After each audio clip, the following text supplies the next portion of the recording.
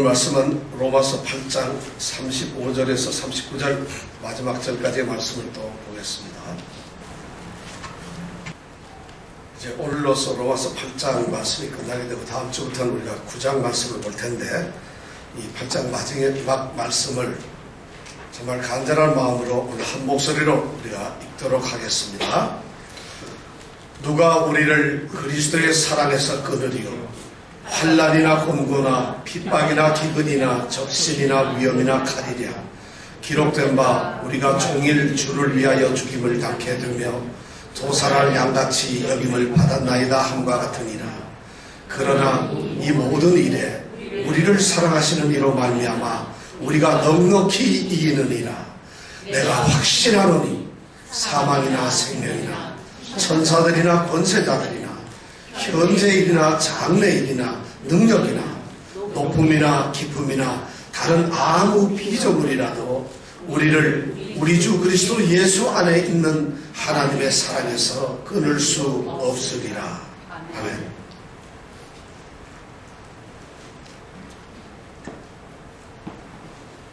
우리가 지난주에도 우리가 넉넉히 이기느니라 이 말씀을 가지고 말씀의 뜻을 생각해 보았습니다.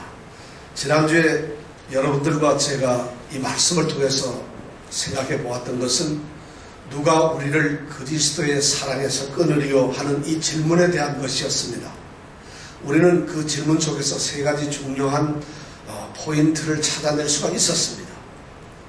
우리 그리스도인들은 바로 누가라고 하는 우리 삶의 어떤 현실들이 우리에게 존재한다는 것을 알았습니다. 그 현실들이 우리를 향해서 끊임없이 얽매어가고 우리로 하여금 힘들게 한다는 것도 우리가 알았습니다. 그런데 우리는 그러한 현실 속에서도 충분히 그리스도의 사랑에서 끊어지지 않는다는 것을 알았습니다. 그 이유는 바로 그런 현실을 당하고 있는 존재가 우리라는 사실이었습니다. 우리라고 하는 이 존재, 바로 우리 안에 들어가 있는 사람들, 하나님께서 하나님을 향해서 특별히 우리 이렇게 표현될 수 있는 사람들, 바로 하나님의 택하신 자들은 결코 그러한 환경 속에서 그리스도의 사랑에 끊어질 수가 없다는 것을 생각했습니다. 그리고 또 하나 이유는 바로 그리스도의 사랑이라는 말씀을 통해서 우리가 그 이유를 생각했습니다. 하나님을 사랑하는 것은 우리가 하나님을 사랑하는 것이 아니라 하나님께서 우리를 사랑하신다는 사랑의 역방향을 우리가 생각했습니다. 우리는 우리가 하나님을 사랑한다고 생각을 해서 우리가 하나님의 사랑에서 끊어질 수 있지 않을까 생각을 했는데, 성경의 말씀에서 하나님께서는 내가 너희를 사랑한다는 것이었습니다. 하나님이 우리를 사랑하기 때문에 하나님이 하시는 사랑, 하나님이 우리에게 주시는 사랑에서는 우리가 끊어질 수가 없다고 우리는 생각을 했습니다. 그래서 우리는 지난주 누가 우리를 그리스도의 사랑에서 끊으려 이 말씀을 통해서 이 세상의 삶을 살아가는 성도들이 이 세상에서 당하는 여러 가지 환경들과 상황들과 일 속에서도 그런 일이 어떤 것이라 할지라도 하나님께서 택하신 바로 그리스도인인 우리를, 하나님이 우리를 향해서 쏟아내시는 그 사랑으로부터는 어느 것도 끊을 수가 없다는 것을 우리가 생각을 했습니다. 누가 우리를 그리스도의 사랑에서 끊으리요? 이 질문에 대한 대답은 당연히 아무것도 우리를 끊을 수가 없습니다. 결코 우리는 끊어질 수가 없습니다. 이렇게 대답을 해야 되는데 바울 사도는 놀랍게도 37절에 그 대답을 조금 의외로 다르게 말을 하고 있습니다. 우리가 사랑에서 결코 끊어지지 않는 것, 그렇게 말을 대답하지 아니하고 우리가 넉넉히 이기느니라, 이런 식으로 대답을 하고 있다는 것이에요. 저는 이것이 바울 사도의 의도된 말씀이라고도 생각하지만은 더 놀라운 것은 이 말씀 속에서 우리 성도들에게, 그리스도인들에게 너무나 큰 위로와 격려와 용기를 주고 있다는 말씀입니다. 우리에게 임하는 모든 환경들, 환난과 핍박과 기근과 곤고 같은 것들, 적신, 위험, 칼 같은 것들이 우리에게 다가옵니다. 그런 모든 것이 올 때 우리는 결코 그런 것이 그리스도께서 우리를 향한 그 사랑에서 끊을 수 없다는, 여기에서 머무는 것이 아니라는 것이에요. 바울 사도는 그렇게 대답을 하지 아니하고 그렇게 대답하는 데서 만족하지 않습니다. 결코 우리가 끊어지지 않는다, 이것이 아니라 올 테면 와봐라. 그런 것이 있다 할지라도 그 모든 환경 속에서도 너희들, 바로 우리는 넉넉히 이긴다는 것이에요. 얼마나 위대한 위로의 말씀인지 몰라요. 당연히 끊어지는 것, 끊어지지 않는다는 것, 그런 수동적인 것이 아니라 우리는 그것을 깨부셔서 이긴다는 것이에요. 이기는 것도 그냥 이기는 것이 아니라 어떻게 이긴다고요? 넉넉히 이긴다. 사실 우리나라 말에 이 넉넉히 이긴다는 말이 있는지 없는지 모르겠어요. 넉넉히 이긴다. 말이 좀 성경 번역이 그렇게 되어 있습니다. 넉넉히 이긴다는 말. 이 넉넉히 이긴다는 이 말은 이 헬라어에서 보면 두 가지 단어가 이렇게 합쳐져 있는 단어입니다. 휘페르라고 하는 단어 하나고, 그 다음에 이 니코멘이라고 하는 두 단어가 이렇게 합쳐져 있어요.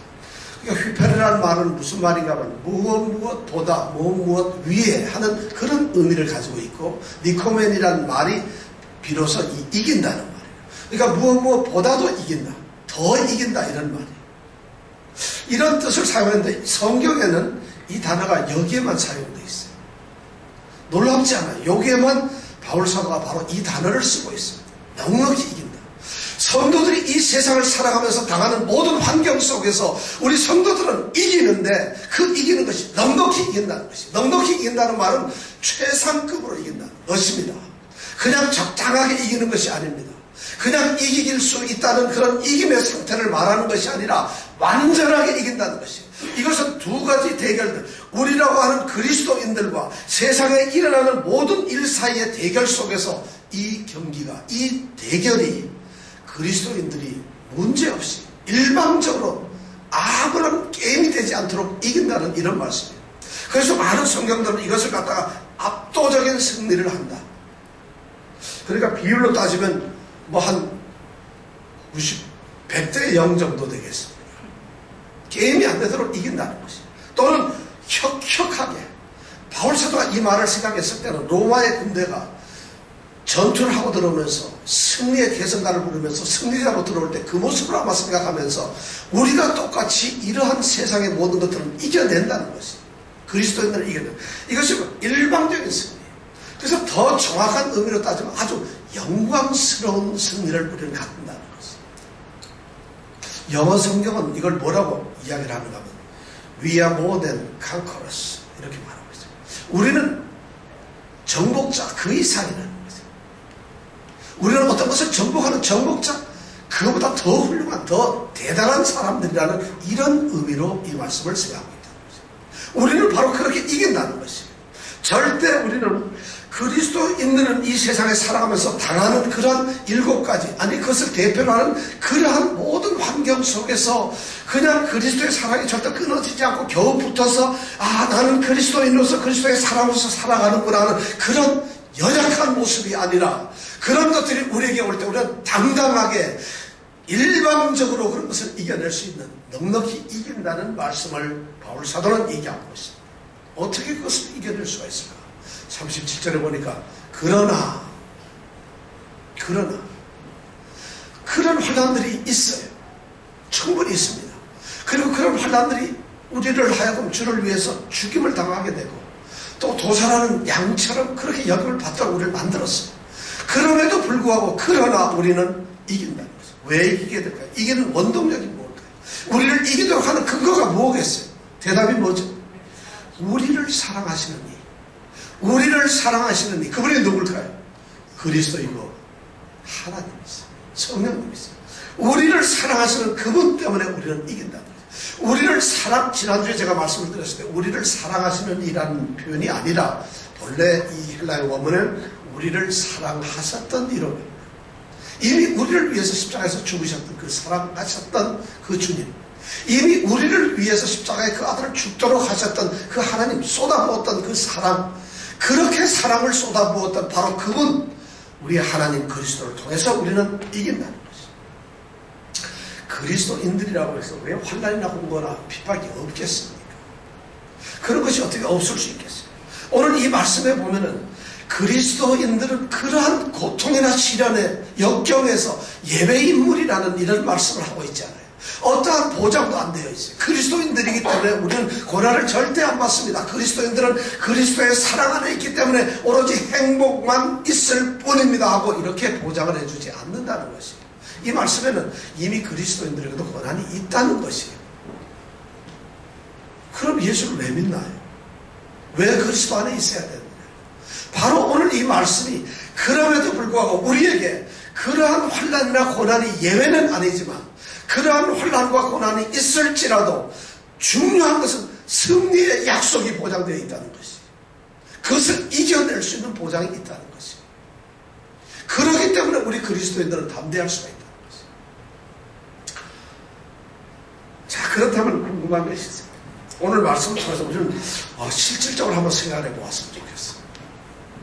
당장 눈앞에 우리가 떨어지는 일들이 있습니다. 실제적으로 우리 눈앞에는 우리 정신적인 어떤 고통이나 육체적인 것들, 질병이라는 것들, 또 우리가 먹고 사는 생존의 문제들, 그리고 또 우리 앞에 당하는 모든 갈등과 고통, 그런 것들이 너무 많아요. 이런 현실 속에서 내가 그리스도인이라고 하는 그 이유 때문에 정말 이겨낼 수 있을까요? 여러분들 한번 이겨내 보신 적 있으세요? 그리스도인임에도 불구하고 내가 그리스도인인데도 우리가 이 세상을 살아가면서 당하는 그러한 모든 환경 속에서 작든 크든 그것이 어떠한 시련이든 역정이든 그것을 여러분들 넉넉히 이겨보신 적이 있으세요? 오늘 말씀은 넉넉히 이긴다고 했는데 나는 넉넉히 이겨보지 못했어요. 힘든 건 힘든 거죠. 심각하게 여러분들 자신을 생각해야 됩니다. 우리는 그리스도인들이기 때문에 그렇게 생각할 수가 없다는 것이에요. 그리스도인들에게는 바로 그리스도인이라는 의식이 있어야 된다는 것입니다. 그리스도인이기 때문에 그렇게 생각을 해서는 안 된다는 것입니다. 바로 그리스도인이기 때문에 이것을 우리는 넉넉히 이길 수 있는 이유들이 있어요. 어떻게 그것을 이겨낼 수 있을까요? 왜 우리는 그런 것을 이겨요?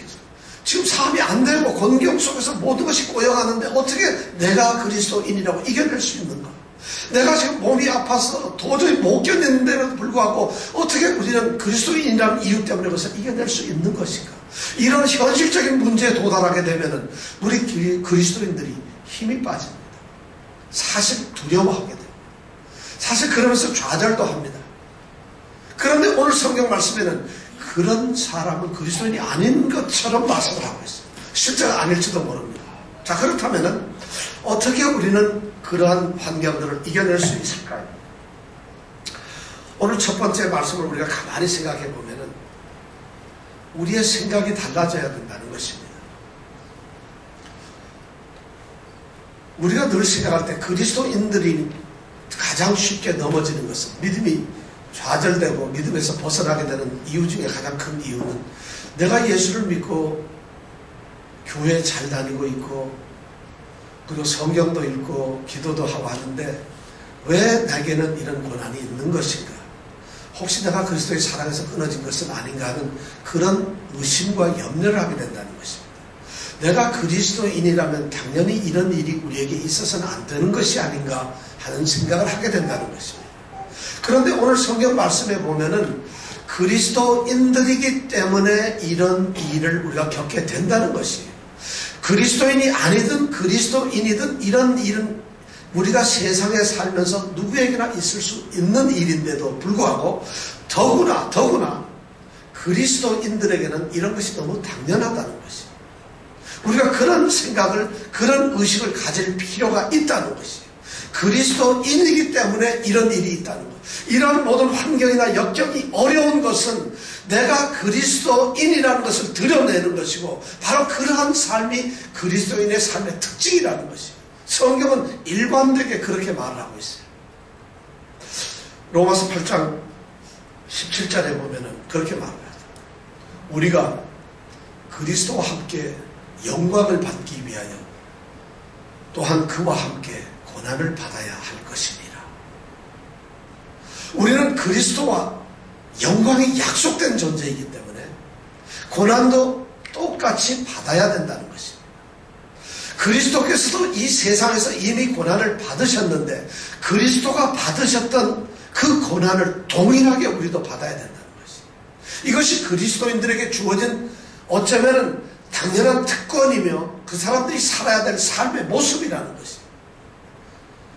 그리스도인이 아니면은 그러면 우리는 안 된다면은 이런 고난이 우리에게 없을까요? 그렇진 않죠.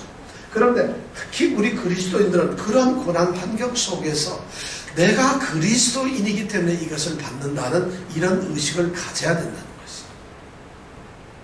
그러니까 세상에서 일어나는 어떤 일에 대해서 놀라면 안 된다는 것입니다. 염려를 하거나 걱정을 해도 안 된다는 것입니다. 그 일이 마치 새로운 일인 것처럼 특별한 일인 것처럼 생각해서는 안 되는 것입니다. 그리스도인에게 너무나 당연하게 있는 것입니다. 이런 생각을 먼저 가지면서, 그러나 더 중요한 것은 우리는 이 세상에 살면서 그러한 고난을 받지만은 우리는 이 세상에 속한 자들이 아니라는 생각을 또 가져야 된다는 것입니다. 고난이 우리에게 똑같이 다가와요. 그런데 세상에 그리스도 안에 있지 않은 사람들이 그런 고난 속에서 당하는 모습과 그러한 고난을 그리스도인으로서 맞이하고 그렇게 처리하는 방법은 달라야 된다는 것입니다. 왜냐하면 세상 사람들은 그것을 운명이나 천념이나 두려움이나 또는 걱정이나 이런 것으로 대응을 할 수 있습니다. 어쩌면 그것을 속임수로 극복을 해낼 수도 있습니다.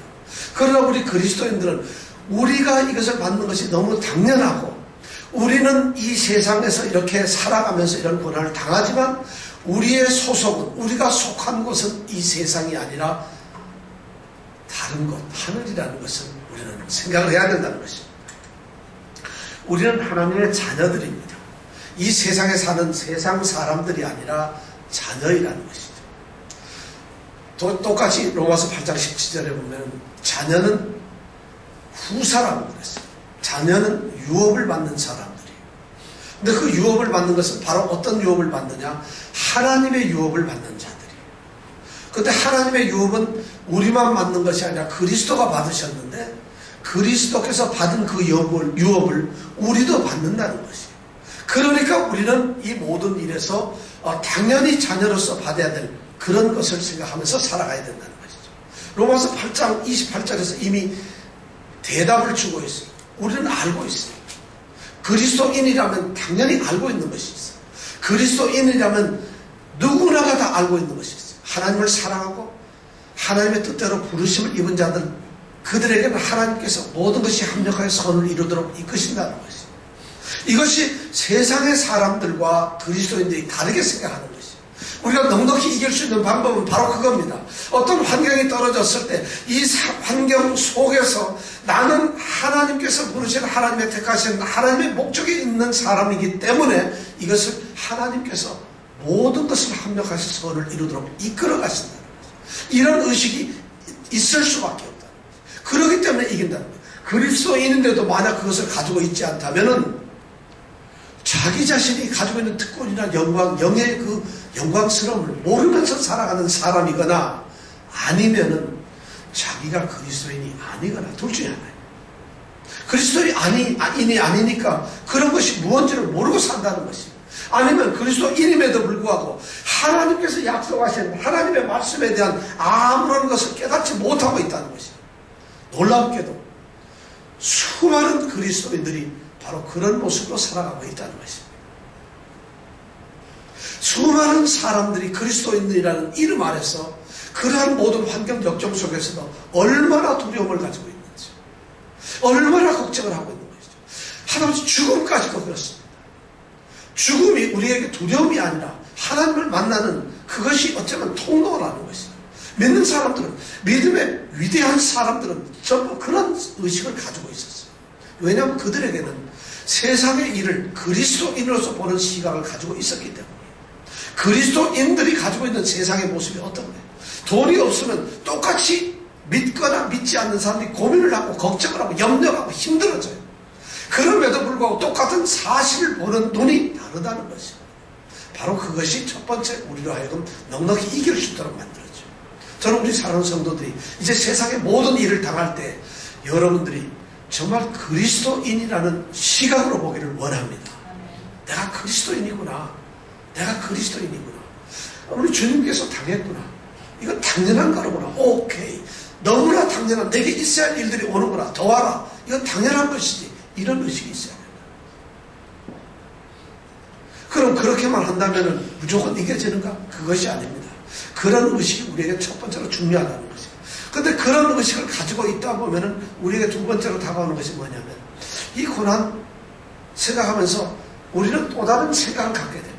그것이 뭐냐면, 현재 우리가 당하는 고난과 또 앞으로 장차 우리에게 다가올 그 영광을 비교를 하게 된다는 것이죠. 이것은 믿는 사람들에게 필연적으로 가는 코스예요. 믿는 사람들, 그리스도인들이 이런 생각하면 안 돼요. 아이고, 당장 죽겠는데 그 고난이 천만에요.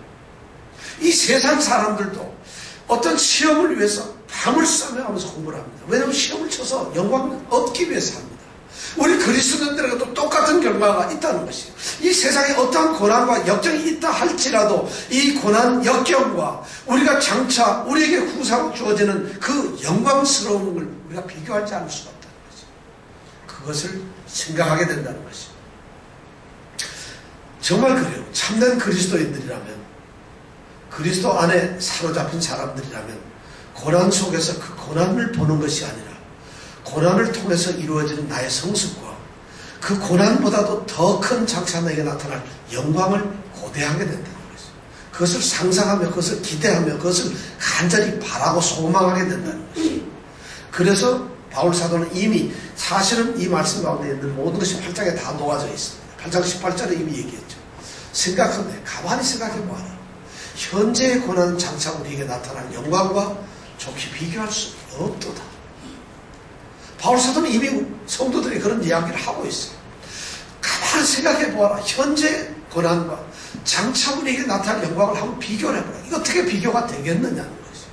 그런 마음을 가지고 우리로 살아갑니다. 그러니까 시련, 역경 속에 우리가 있다 할지라도 우리가 그 역경 속에서 좌절되는 것이 아니에요. 거기에서 우리가 묶여가지고 우리가 모든 것을 힘을 잃고 우리가 그냥 거기에 포기 되는 것이 아니라 오히려 우리는 눈을 들어서 이것이 있지만은 우리에게 다가오는 또 다른 영광이 있구나 하는 그 영광을 바라보게 된다.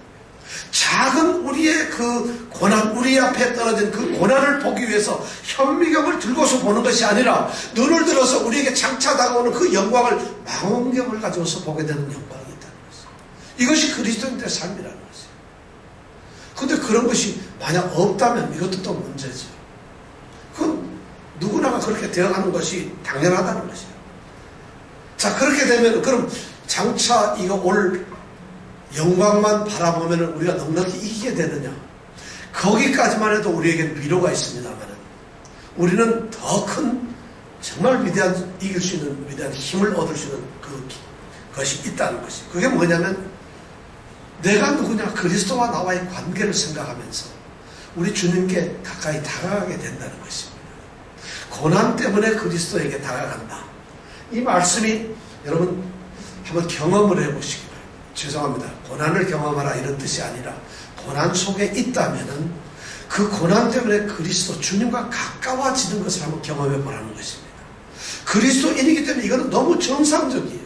아무리 어려워도 그것을 당해야 된다는 것입니다.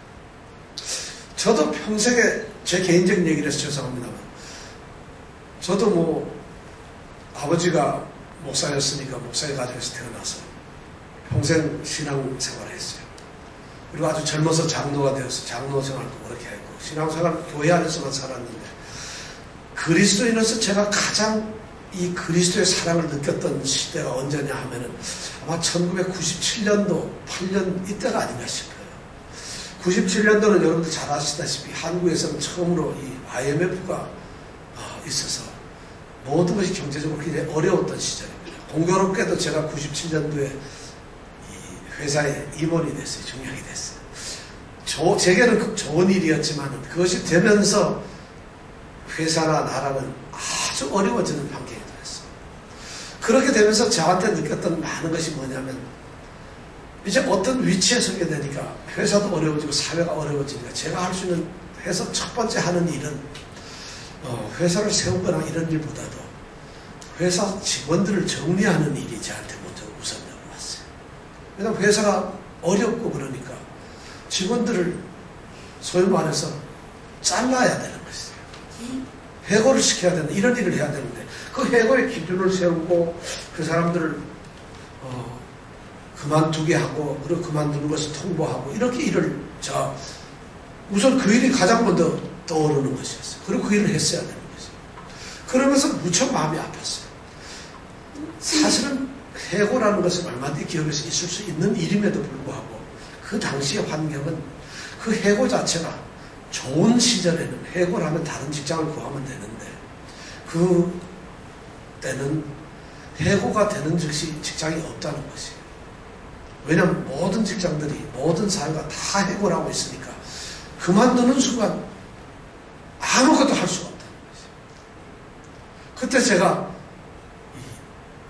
분노가 생기는, 엔자이어티, 이런 병이 생겼어요. 제가 그때서부터 그런 병이 생겼어요. 너무 왜 이런 세상이 우리에게 오는 걸까? 어제까지 같이 있던 동료들, 부하들을 내 손으로 그만두라고 말을 할 수 있는 것이 너무 힘들다. 그러면서 그때 정말 이런 세상에서 어떻게 살까? 제가 고민을 하면서 정말 기도를 많이 하고, 그때 오히려 하나님과 더 가까워진 것 같아요. 하나님, 이런 상황에서 모든 사람들을 지켜주세요. 중보기도도 하고 더 기도를 많이 했어요. 그러고 나서는 사실 회사를 그만두고 미국에 그때 가정이 있었어요. 미국으로 오려고 했었죠. 그래서 제가 98년을 보내고 99년도에 실제 미국으로 들어왔어요. 이제 다 그 생활 정리하고 미국에서 살겠다. 근데 들어와서 제가 99년도 5월 달에 들어왔는데, 5월 초에 들어왔는데 또 회사에서 전화가 와서 6월에서부터 다시 회사 나와야 된다. 그래가지고 미국에 왔다가 도로 한 달 만에 들어갔어요. 그리고는 또 5년 동안 회사를 다니고, 그러면서 제가 99년도에 들어가서 정말 이렇게 어떻게 살아야 되느냐 이런 생각을 하면서 정말 삶에 대한 진지한 고민을 하다가 신학 공부를 하게 되고, 그때 신학대학으로 들어가서 공부를 좀 하자. 신학 공부를 하고 하나님을 좀 더 알자. 그렇게 해서 목회자가 되려는 그런 의도보다는 하나님을 더 알고 가까워지고 싶어서 신학 공부를 하려고. 그래서 2000년도에 제가 신학대학원을 들어가게 됐어요. 그래서 한 6개월 사이 공부를 해서 들어갔는데, 제가 이 말씀, 오늘 읽은 이 말씀을 이렇게 생각하면서 제가 가장 어려울 때에 우리 주님을 생각하게 된다는 거죠. 그렇게 되더라는 것이에요. 제가 힘들면서 고통스러울 때, 그때는 내가 무슨 할 일이 아무것도 없어. 주님을 생각하게 되는 거죠. 그러면서 제가 그때 가만히 생각했던 건 몇 가지가 있어요. 내가 어렵고 이런 환경이 있을 때 주님께서 내게 어떤 목적을 가지고 계시는가. 우리 그리스도인들은 하나님이 그냥 이 세상에 아무 일 없이 던져놓은 존재들이 아니라는 것이에요. 반드시 목적을 가지고서 우리를 이 세상에 던져놓았다는 것이에요. 그래서 그 주님의 그 목적을 생각하는 거예요. 내가 주님께서 이 땅에 보내신 그 뜻이 뭘까? 그리고 그 뜻을 이루시기 위해서 주님께서 나를 통해서 어떤 섭리의 일을 하시는가 하는 것을 생각하게 됐어요. 그런 걸 생각하다 보니까 과연 내가 지금 겪고 있는 이 속에서 하나님의 뜻을 이루시기 위해서 하나님은 나를 무엇을 요구하시는가? 내가 지금 어떻게 되기를 요구하시는가 하는 이런 생각을 했어요. 바울이 이 로마서 이미 5장에도 이미 다 얘기했죠. 5장 3절에서부터 5절까지 보면 이런 얘기를 해요. 다만 이뿐 아니라 우리가 환난 중에도 즐거워하나니 이는 환난은 인내를, 인내는 연단은 소망을 이루는 줄 알미로다. 소망이 우리를 부끄럽게 아니하면 우리에게 주신 성령으로 말미암아 하나님의 사랑이 우리 마음에 부음바 되었다. 이렇게 말씀하고 있어요. 고난이 있다 할 때 그 고난이 왜 오는 건가? 더 잘 살려고 하게 하는 것이 아니라 그 고난이 뭐냐면 우리를 훈련시키는 것이에요. 우리를 인내하도록 만듭니다. 그 고난 속에서 그러니까 기뻐질 수밖에 없다는 거예요. 바로 이 로마서 5장 3절 그 직전의 2절에서는 뭐냐면 하나님의 영광을 바라고 즐거워하는 존재들이라고 우리를 그렇게 표현하고 있어요. 하나님의 영광을 바라고 즐거워만 해야 되는데 즐거워하는 그 사람들을 향해서 5장 3절에 보면 바로 다만 이것뿐만이 아니라는 것이 즐거움 좋다. 즐거움이 당연하지. 그러나 우리에게는 환난이 있다는 것이. 그런데 환난 중에도 우리는 즐거워하고 있다는 것이. 바로 하나님이 목적을 가지시고 우리를 훈련시키고 있다는 것이. 하나님의 섭리가 있다는 것이. 이것을 우리 성도들이 먼저 보아야 된다는 것이. 그걸 보게 되면은 하나님께서 지금 하시는 일이로구나 하는 것이 생각되면서 우리 가운데 용기가 생깁니다. 담대함도 생기고 힘도 생깁니다. 그래, 이것은 나 혼자 겪는 일이 아니로구나. 이것은 내가 혼자서 해결되는 일이 아니라 바로 하나님의 섭리 안에서 하나님이 함께 하시는 일이로구나 하는 생각을 합니다. 그러면서 말씀으로 돌아가면은 주님께서 하셨던 말씀대로 세상에서는 너희가 환난을 당하라. 절대로 두려워해서 세상에서 환난을 당할 때 힘내지만, 왜냐하면 주님께서 말씀, 내가 세상을 이겼다는 것이. 그런 말씀을 통해서 우리가 힘을 얻게 되는 거예요.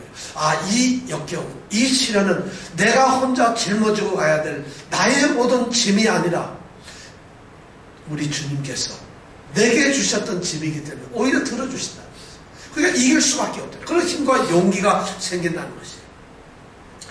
용기가 생기게 되면 당연히 우리는 그 짐을 보면서, 아, 주님께서 내게 주시는 이 힘이고 진짜 용기인데, 그럼 이 짐을 내가 어떻게 이겨야 되느냐. 그때 비로소 우리는 주님 앞에 가까이 가면서 기도하게 된다는 것이에요. 왜냐하면 우리가 성경 말씀을 통해서 주님을 더 가까이 알게 돼요. 주님의 뜻이 무엇인지, 주님께서 왜 이걸 하시는지, 그런 것을 우리가 깨닫게 돼요. 말씀을 계속 읽게 되면서 깨닫게 돼요. 그래서 말씀을 통해서 우리가 깨닫는 중에 우리가 발견할 수 있는 것이 뭐냐면, 주님께서는 이 시간에도 하나님 우편에서 우리를 위하여 간구하신다는 것이에요. 하나님께 우리 주님이 이미 그러한 것을 다 겪으셨던 주님이고, 그것을 이기셨던 주님이 그 고난과 그 고통과 그 역경이 얼마나 힘든지를 아시기 때문에, 그 환경이 무엇이라는 것을 아시는 주님께서, 그것을 몸소 체험하신 주님께서 하나님 편에서 우리를 위해서 간구하신다는 것이에요. 그러니까 그런 것을 보면서 그 주님께 우리는 기도할 수밖에 없어요. 기도하게 된다는 것이에요. 기도의 위대한 능력이 바로 거기라는 것이에요. 성도들이 이 기도를 모르고 기도를 안 하면서 이것을 이겨낼 수가 있겠느냐는 거죠. 여러분, 기도하세요. 기도하세요. 우리가 독도원 행전에서 기도에 대해서 말씀을 배웠죠. 자, 요한복음 15장 7절 말씀 다 같이 한번 암송해 볼까요? 시작. 너희가 내 안에 거고 내 말이 너희 안에 가면 무엇이든지 원하는 대로 구하라. 그리하면 이루리라. 이것이, 이런 말씀 속에 우리가 들어가게 되는 거예요. 너희가 내 안에, 바로 세상에서 고통을 받고 힘들어하며 예수를 믿고 나를 믿는, 주님의 말씀, 나를 믿는 사람들, 그리스도인이라고 불리고 받는 너희가 내 안에 거하고, 또 내가 너희들에게 했던 모든 약속의 말들이 너희 안에 거하면 무엇이든지 원하는 대로 구하라. 무엇이든지 원하는 대로. 그리하면 이루리라. 누가? 내가 이루어 주신다는 것이에요. 요한복음 15장 7절의 말씀. 그런 말씀이 우리에게 힘이 되는 것이에요. 용기가 되는 것이에요. 기도할 수밖에 없어요. 또 기도 우리가 잘하는 대로 빌립보서 4장 6절 7절 말씀 다 같이 한번 암송해 볼까요? 시작.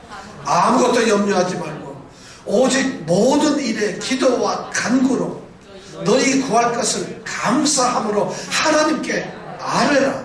그리하면 모든 것을 뛰어난 하나님의 평강이 그리스도 예수 안에서 너희 마음과 생각을 지키시리라. 얼마나, 아무것도 염려하지 말고, 나에게 지금 처해져 있는 어떤 환경이, 그것이 무엇이든 건지 아무것도 염려하지 말라는 것이에요. 빌립보서 4장 6절 7절 말씀. 그리고 오직 뭐예요? 기도와 간구만 하라는 것이에요. 기도 간구를 하라는 것이에요. 감사함으로 그것도. 이미, 왜냐하면 무엇이든 원하는 대로 구하라. 그러면 이루신다는 그 말씀을 의지했기 때문에 이미 감사할 수밖에 없어요. 아, 내가 이걸 원하고 있는데 이것을 구했더니 이미 이루시는구나. 감사할 수밖에 없어요. 그러니까 감사함으로 하나님께 아뢰라는 거죠. 하나님께 아뢰면은 하나님께서는 예수 안에서 우리가 생각할 수 없는 지각에 넘치는 하나님의 평강, 우리가 깨달을 수 없는 그런 것들이 우리에게 주어진다는 것이죠. 이것이 바로 우리가 넉넉히 이기는 비결이에요. 그럴 수밖에 없어요. 이것이 그리스도인이기 때문에 어쩔 수 없어요. 이렇게 갈 수밖에 없다는 거예요. 기도하지 않을 수가 없다는 거예요. 그런데 기도를 안 할 수 있는 그런 담대한 그리스도인이 있을까요? 그런 사람들이 너무 많더라고요. 기도보다도 자기가 고민을 해요. 고민하지 말라는 게 아니에요. 좀 할 수도 있겠죠. 그러나 그리스도인들이 처음에 할 수 있는 것은 바로 말씀으로 돌아가서 말씀을 읽으면서 하나님께 기도하는 것이죠. 바로 그리스도께 간구하는 것이죠. 그분이 우리를 위해서 하나님 앞에서 좀 간구를 하고 계시는데, 예수님 잠깐만 이것도 좀 간구해 주세요. 그것이 바로 기도 아니겠어요? 왜 기도를 안 하냐는 거죠.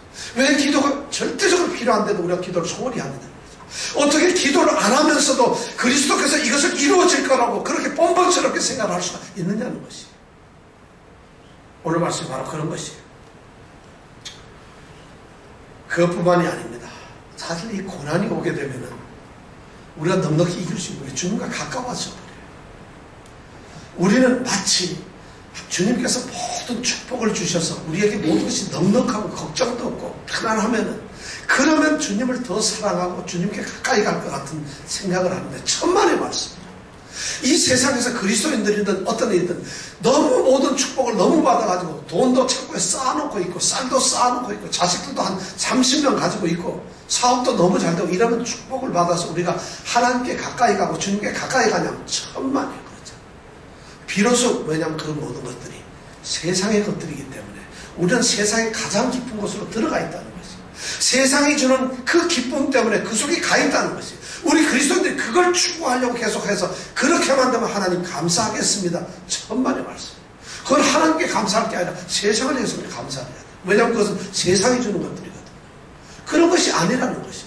오히려 고난을 당할 때 주님과 더 가까워져요. 주님을 더 찾게 돼요. 그래서 시편 기자는 말을 했죠. 시편 9편 71절에 보면 고난 당하는 것이 내게 뭐예요?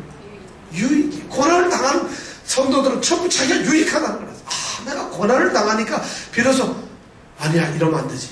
내가 내 혼자가 아니지. 나는 살아야 되는데 내가 그리스도인 아니야? 그럼 내가 그리스도에게 기도하면 돼요. 여러분 아침에 일어나서 기도하십시오. 밤에 잘 때도 기도하십시오. 일을 하면서도 어떤 일을 할 때도 기도하십시오. 어떤 사람을 만날 때도 무슨 일을 하다가도 무슨 사건이 생기든 무슨 상황에서든지 그 주님께 말하십시오. 가까이 가셔야 합니다. 이것이 고난이 주는 우리에게 유익이라는 것이에요. 이렇게 되면은 우리가 질 수가 없어요. 고난 속에서도 우리는 얼마든지 평강을 누리면서 그것을 극복해낼 수가 있어요.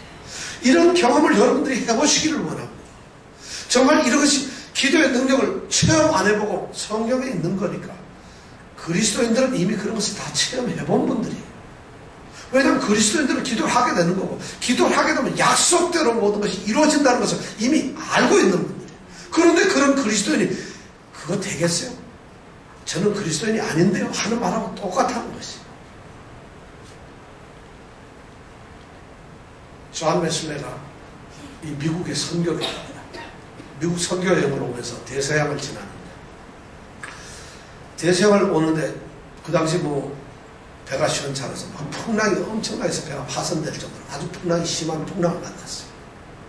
얼마나 두려웠는지 몰라요. 그래서 그 풍랑 속에서 이 웨슬레는 이거 선교하다 내가 죽는구나.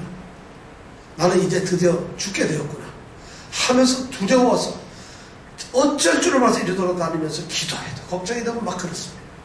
배 밑창에 가서 그냥 오로지 막 울면서 기도하면서 주님 내가 선교하는 사람 아닙니까? 지금 주의 말씀을 듣고 복음을 듣고 저 아메리카 합중국 저 땅에 복음을 전하러 가는데 하면서 막 통곡을 하면서 웁니다. 그래도 마음이 평안치 않아요. 근데 그때 배 구석 저쪽에서 아주 가난한 소리로 찬송 소리가 들린다. 가봤더니 이 모라비안 사람들 몇 사람이 있어요. 찬송을 부르고 있어요. 그 찬송가가 503장, 우리 찬송가 503장을 부르고 있어요. 그 가사는 이렇습니다. 고요한 바다로 저 천국 향할 때 주 내게 순풍 주시니 참 감사합니다. 고요한 바다로 내가 저 천국을 지금 가고 있는데 주님께서 내게 순풍을 주셔서 참 감사합니다. 여기까지만 한다면요 그 감사 못할 사람이 어디 있겠어요. 그러나 이전에 또 이런 가사가 있어요. 큰 물결이 일어나 나 쉬지 못하나 이 풍랑 인연하여서 더 빨리 갑니다.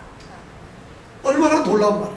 풍랑이 나를 죽여가는 거고 풍랑이 나를 덮쳐서 내가 죽는다 이런 생각을 하는 게 아니라 이 사람들은 찬양을 하면서 이 풍랑 때문에 내가 더 빨리 갈 수 있다.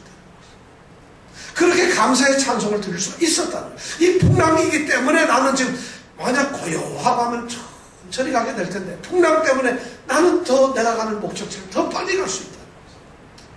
이것이 믿는 자들의 고백이고 찬송이었다는 거죠. 그러니까 이 말을 듣고 이 찬송을 듣고 웨슬레가 가서 물어요. 당신들 뭐가 그렇게 즐겁소? 이 찬송을 들어보세요. 그때 웨슬리가 충격적으로 정말 충격을 받았어. 그리고 그가 돌아와서 일기를 썼는데 그날 그 일기에 이렇게 쓰여 있어요. 그날 내가 가장 충격을 받았던 것은 풍랑이 아니라 그들의 고백이었다. 믿는 자들의 고백이었다. 이 고백이 바로 우리의 고백이 되었으면 좋겠어요. 고난이란 염려할 게 없어요.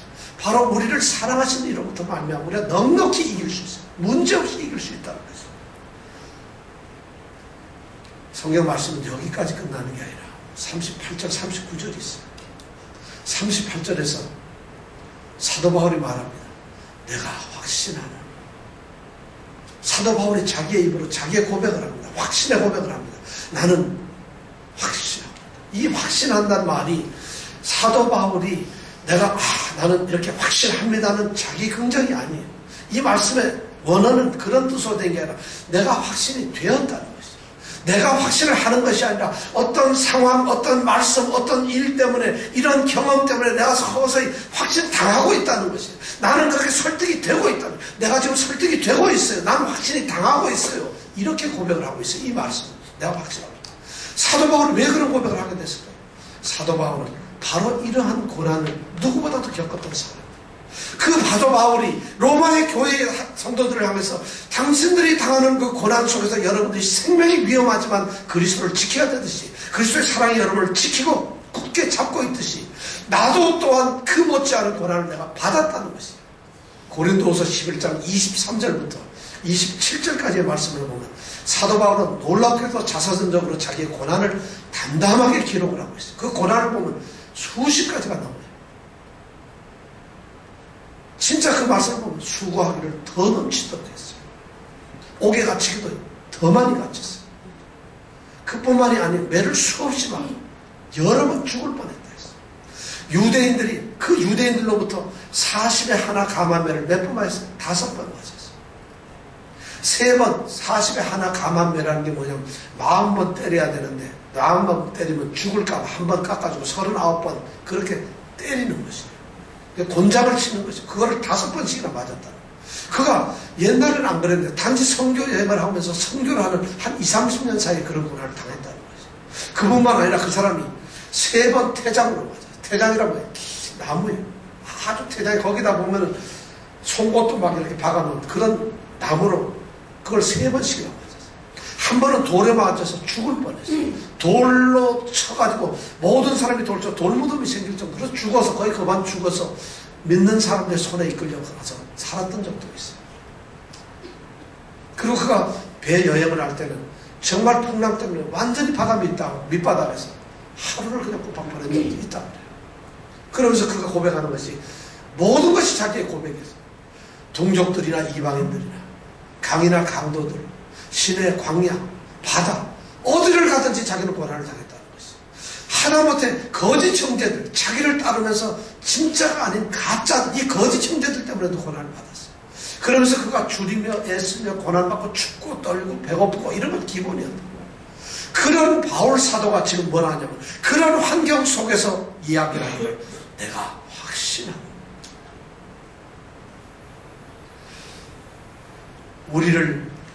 우리 주 그리스도 예수 안에 있는 하나님의 사랑에서 끊을 수 없다. 하나님의 사랑에서 끊을 수 없어요. 하나님의 사랑은 뭐예요? 그리스도 예수 안에 있는 것이에요. 하나님께서는 그리스도 예수를 통해서 자기의 사랑을 표시하셨다. 바로 예수 그리스도 안에 있지 않으면 하나님의 사랑을 알 수가 없어요. 그리스도인이 아니면 하나님의 사랑을 느낄 수가 깨달을 수가 누릴 수가 없다는 것이에요. 바로 여러분들이 그리스도인이기 때문에 그리스도 안에 있는 하나님의 사랑을 누린다는 거죠. 바울 사도가 그걸 확신하고 있다는 것이에요. 아무것도 끊을 수 없어요. 그가 38절 9절에 얘기하는 게 뭐예요? 사망이나 생명이 죽어도 좋고 살아도 좋다는 거죠. 천사들이나 권세자들이나 세상의 어떤 영적 세력들도 나를 그럴 수가 없다는 거죠. 또 뭐예요? 현재이나 장래이나 지금 당장 눈앞에 있는 일, 장차 다가올 위험스러운 일들 어떤 시간 환경 속에서도 나는 그리스도의 사랑에서 끊어지지 않는다. 높음이나 기쁨이나 그것이 공간이 어디든지 내가 새벽 날개를 치고 바다 끝에 가서 거할지라도 주의 손이 나를 붙으시며 주의 오른손이 나를 붙으시리이다. 이렇게 다윗은 고백하고 있어요. 우리가 하늘에 올라갈지라도 하나님께서 거기 계시고 음부에 가서 내가 자리를 펴고 앉았어도 거기서도 주님이 계신다는 거죠. 주님의 사랑은 우리를 그렇게 붙는다는 거죠. 능력, 세상에 어떠한 이 초인적인 힘을 가지고 있거나, 아니 이 세상에 만들어진 어떠한 피조물들이 우리를 향해서 온다 할지라도 우리는 사랑에서 끊어지지 않고 넉넉히 이긴다는 거죠. 바울 사도는 자기의 삶을 통해서 이것을 고백합니다. 그러면서 이 고백을 듣는 성도들이, 그리스도인들, 로마에 있는 성도들이, 아니 이 말씀을 읽는 모든 그리스도인들이 이 확신 속에서 살기를 원하고 있다는 것입니다. 오늘 21세기를 살고 뉴욕에서 사는 우리 사랑하는 성도 여러분, 환경 힘들죠. 어렵지만 그것이 그리스도인에게 당하는 축복입니다. 그리고 우리는 그것을 이길 수 있어요. 이길 수밖에 없다는 이미 약속이 보장되어 있어요. 어쩔 수 없이 우리 이길 수밖에 없어요. 또한 그것이 아무리 힘들어도 우리 소망이 있잖아요. 그리고 우리는 그 고난 중에서 주님과 가까이 가잖아요. 놀랍게도 주님을 우리의 연약한 손으로 우리가 붙들고 있는 것이 아니라, 우리의 이 약하고 조금만 힘 빠지면 놓을 수밖에 없는 우리의 이 연약한 손으로 주님을 붙들고 있는 것이 아니라, 주님의 그 강력하고 변함없고 강력한 능력 있는 그 손이 우리를 감싸고 있기 때문에 우리는 결코 그리스도의 사랑에서 끊어질 수가 없다는 것입니다. 이 놀라운, 정말 이 8장의 이 놀라운 축복이 여러분들 우리 그리스도인으로서 살아가는 이 땅의 모든 삶에서 매 순간마다 우리 가운데 나타나기를 원합니다. 정말 한번 그렇게 살아가기를 원합니다. 이제 우리 사랑하는 성도들이 이 세상에서 나는 넉넉히 이기느니라, 이런 고백을 하면서 살아가는 성도들이 되시기를 원합니다. 기도하겠습니다. 오늘 말씀 속에서 우리가 하나님의 사랑을 발견하고 하나님의 뜻을 발견합니다. 주님, 이 시간 우리가 주님 앞에 무릎을 꿇고 주님 앞에 우리의 모습을 드러냅니다. 주님께서 사랑을 하셔서 이미 십자가에서 죽으시고 우리의 사랑을 다 보내주셨는데, 그 사랑 때문에 우리가 그리스도인이 되었는데 어떻게 우리는 그리스도인으로서 이 세상을 살지 않는 걸까요? 어떻게 우리는 그리스도인으로서 부족하고 연약하고 보잘것없게 사는 것일까요? 우리가 참된 그리스도인이 되기를 원합니다. 그리스도인들에게 약속하셨던 그 은혜의 삶을, 그 축복의 삶, 능력의 삶을 우리가 살기를 원합니다. 이제 우리가 정말 신실한 주님의 그리스도인으로서 다가가게 하여 주시옵소서. 그렇게 우리 성도들이 한 번 한 번 빚어지게 하여 주시옵소서. 우리 사랑하는 예수님께 성도들, 오늘 이 말씀을 듣고 이 말씀 안에 정말 결단을 갖는 우리 사랑하는 성도들 한 사람 한 사람이 나는 어떤 환경에서도 넉넉히 이긴다는 이 고백을 하면서 살아가게 하여 주시옵소서. 이 믿음을 우리에게 주시옵소서. 우리가 그 사랑으로, 그 사랑 안에 있음을 깨닫고 그 사랑으로 나아가게 하여 주시옵소서. 예수님 이름으로 기도드렸습니다. 아멘.